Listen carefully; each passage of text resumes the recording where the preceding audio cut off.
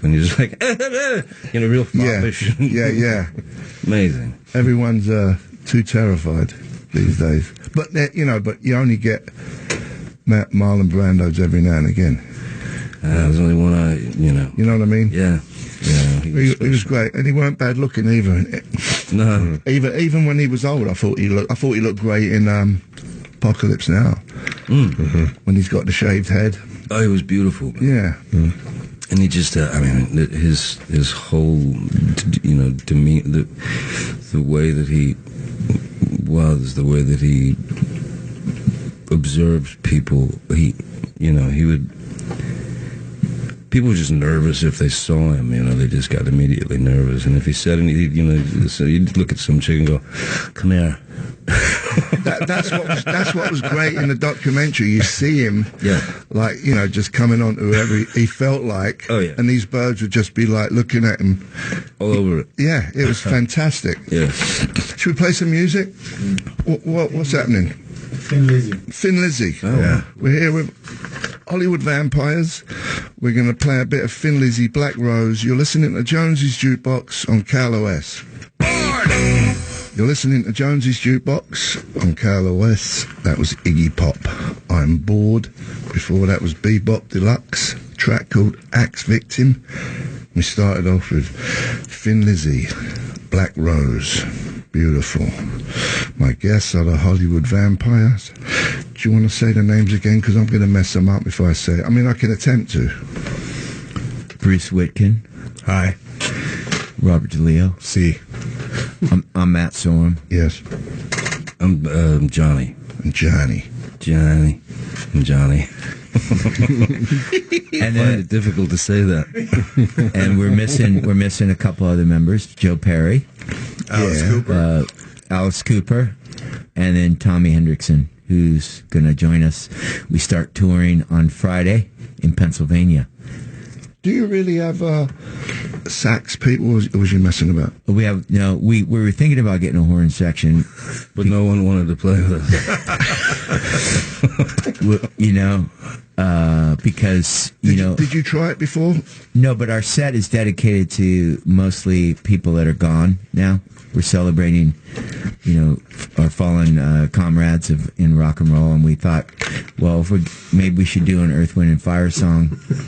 But then we kind of nixed that. That's expensive, isn't it? Yeah. We've got Ask Brian Setzer, he'll tell you. I have a Maurice White outfit. But I have so much respect for him that I dare not put it on. I mean, in my home I can. Yeah. Jonesy, come over sometime. Jonesy's got a Maurice White outfit, too. Have you seen? I was just showing Johnny your Instagram, Jonesy. Yeah. That's the best thing I've ever seen in my life. You're making a lot of outfits and clobber, right? I love it. I love putting gear on.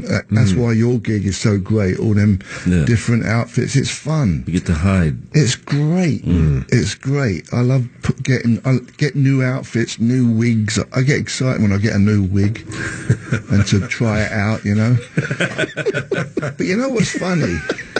Only I can relate to that. You know what I mean? Yeah, I love. I mean, mine's so small time. I get the wig, I put it on. I'm on Instagram. It's done in like a minute, and it's all by myself. It's not like a big production where But I love it. Beautiful. I love putting clobber on. But the best part about it is now I forgot what I was going to say. We were talking about Instagram, and your. Oh, I know what I was going to say. I'll go through all that effort to put on like some Second World War outfit and makeup and everything, lighting, because I got all the lights and everything. The backdrop. Do you have lighting people, or you do all that yourself? No, that's why I like doing it myself. I want to do it myself because I know how to do it how I want it. When you got peons in there, they always mess it up. Right, yeah. that's all. Wipers. That's all your own production. Johnny's like, I'm not sure. I don't know what you're talking about. Johnny, remember we were talking about Black Mass when you did the makeup for that. How long did that take when you did the look? To put the prosthetics on? Yeah. It was about 3 hours. Oh. About 3 hours every morning. Yeah. Do you take 3 hours putting your gear on? No way, no. No, I'm makeup and mask maybe half an hour. But it's nothing insanely like like that? Like Scissorhands, when you did Scissorhands, that took what? 3 hours. Yeah. No, maybe 4 actually, because there was a lot of. They had to turn my hair into a tree. Yeah, it's amazing. I was in leather from my neck down, and then. Are you in competition with? paint. Are you in competition with him for? No, Like, I admire his characters. I admire his characters far more than mine. But when you're doing all them characters, you're thinking of the end result, even though it's like a pain in the ass to put all that stuff on. You're that kind of actor where you want it. Then it's going to be. It's done and it's history. It's like part of your thing, and it's. Yeah, I mean, if you're playing a real life, a guy who actually existed or exists, that the responsibilities, get a little heavier. Like when I was playing James Bulger there for Black Mass, I wanted. There was no way I could do it unless I knew I could look like the guy, really feel like the guy. Yeah. But. Yeah, it's the fun for me is the process of doing it, creating, being in the trenches. The drag is all the hoopla that happens after, like when a film opens. Is that your least favorite part? That's the part I hate. Yeah, doing press and. Yeah, because I don't watch the movies, so for me, all I have is the experience. So when you show up at one of those things that you gotta, sort of, pedal your ass, for a film. Yeah. I don't know what. Really, you haven't seen any. I've seen only a couple that I've had to see, like for just to check for the cut or whatever, to make sure that the cut was cool. But only twice in wow. I don't know how many films. Yeah. Wow. What about 21 Jump Street? Did you used to watch them? I watched 2 episodes early on and realized that was a bad move. Is it because you just don't like looking at yourself? Pretty much. It's not your acting. Because obviously. You can second guess. I mean, then you start to second guess yourself as far as the choices you made as an actor. But mainly, I just don't want to watch myself. I don't want to feel self-conscious. I don't want to think about that stuff. You know what, Johnny? You've made some great movies, man. Thanks, man. Oh, by the way. Thank you very much. Thank you. Yeah. You've made some great music. It's interesting. A lot of actors are like that. They don't want to see themselves. Who was the big English bloke? He used to throw up before he did a play. Olivier. Laurence Olivier. Did he really? And who's a fantastic actor. When you watch these people, if you're just Joe Bloggs watching a movie, I mean, he's amazing. But he was, again, terrified, didn't feel worthy of it. I guess that's part of the true actor gig, is there's that kind of dark place. You'd think like, you don't think you're worth it.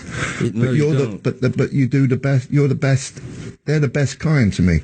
I think that what happens is like people start to buy their own press. That becomes a problem, when they start to buy that, oh yeah, they love this movie, they love this, they're seeing my people buy their own press is the worst thing you could do. I think I think the idea of being satisfied or content with what you've done, the work you've done, is a mistake, because there's always something else you could do. There's always more you could do. There's always a different avenue, so.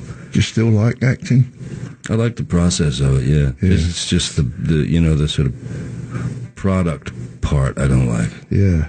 I don't want to be a product in that way. So doing the Hollywood vampires, obviously, it must throw a spanner in the works when you go to gigs, because there's people coming who couldn't care less about rock and roll, but they're coming because you're the big star on the silver screen. Does that bother you? You just get on with it. Well, it's there's that one the one thing that I've always thought, and I mean all you guys will understand, is just the idea of being the novelty. Do you know what I mean? It's that, well, yes, the reverse is Yeah. if I do some acting, people don't take you seriously. Like you, they would. They would take you. Well, I've done a few things, but there's still from agents and all that. They're like, oh, he's just, he's the rock and roller. Right. It's the same thing, right? Reverse. But it's interesting because the kids that show up at the gigs have been like so responsive to the material. I mean, you're playing some old, a song by Love, 7 and 7 is, to like, 15, 16, 17-year-olds. And seeing their faces kind of get hit with this force of, and watching out, so it's not, maybe initially there's that kind of thing, but it really spreads out when, Joe Perry kicks into some, really unusual solo, or Alice, goes out there and screams. So, for me, it's like, I remember when I was being in a band with Bruce all those years, then to make dough, I got like a couple of movies or whatever, and well, that's what a lot of people don't know. That you actually started out being a musician first. Yeah. Since I was little, since I was like 12, I played in bands. I started playing clubs when I was like 13, in Miami. How did you stumble on the acting thing then? After you two came out here, just accident. I needed to pay rent. And somebody said, well, why don't you go meet an agent? My agent, it was Nick Cage, and he said, go meet my agent. And she sent me to audition for something, and I got it. So it seemed like a good way to pay the rent for a minute. But then the band broke up, and I was sort of stuck on my own. But that's the interesting thing, is like when you're in a band, there's this great safety net. because you're not by yourself. There's a few of you. Yeah. But suddenly, when it's you and everyone's just staring at you, you feel like a real. Yeah, I know. I always feel like a beep. I always say that when people ask me about Johnny. What's he like? Can he play? I told him the backstory. Yeah. And originally when he came, and him and Bruce and the band, and his first love, and then the passion that he puts into the music, and I always describe Johnny as a true artist. He's sitting next to me, so he's touching my knee right now, but that's okay. No, but I mean, he's a true artist, and I'm not just saying that because he's sitting here. I mean, I feel that from him, and when I go to his house and I look up on the wall and I see like this beautiful painting, and I go, "Who did that?" He goes, "Well, I painted that." He's like that guy. He's just he's got that artist sensibility about him that it's deep. And I feel it when he wrote the song "Bad as I Am," and he played the song. We had the original demo, right? Right. Yeah. And initially, that song, the lyrics, the music, and everything, Bruce and Tommy and Johnny wrote it. And I said, "Who wrote the lyrics?" And Johnny's like, "I wrote the lyrics," and they were really cool. And then initially we were going to record that song. And I remember I called Lemmy. We were going to have Lemmy come up and sing it because Alice was out on the road, and we weren't sure if we wanted to do a different version of the song. And then Iggy's name came up, so we called Iggy. He ended up coming up and singing on something else. So when we got asked to do the Grammys, initially. We were going to go on there and play "Bad as I Am," and then Lemmy passed. So, and it was almost like there was some sort of symbiotic thing happening where we were like, well, this is a tribute to Lemmy. Right. And then we ended the set with Ace of Spades, a little piece of Ace of Spades. But the backstory of that song is kind of cool, that he was involved in it. We're possibly going to sing on it. And it seems apropos lyrically in a meant sense to pay homage to him. Sure. Yeah. We got to go and visit the Duke. We're here with Hollywood Vampires. You're listening to Jonesy's Jukebox. We'll be right back. Thanks. You've been listening to Jonesy's Jukebox on KLOS. That was David Bowie, Ziggy Stardust. Before that was Mick Ronson, Angel.